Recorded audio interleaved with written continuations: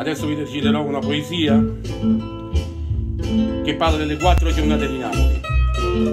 I versi di Salvatore Palomba insieme con il maestro Sergio Prunti.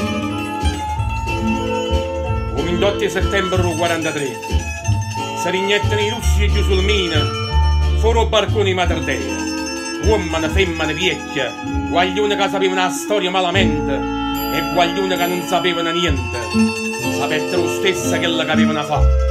Napoli non lo scordare.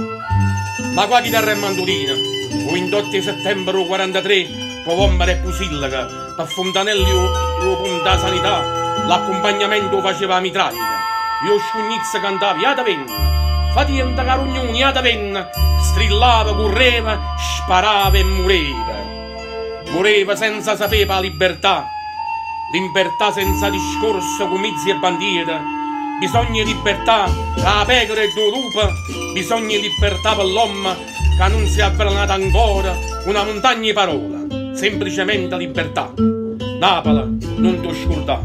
Il 28 settembre 43 il popolo napolitano combatteva e mureva per cancellare 100 anni Lazzarone e Lazzarunata, Francischiella e Franciscallata, vermicella, tarantella, policinella e colombina, festa, forca e farina per tutte sti cazzate che l'avevano inguaiata.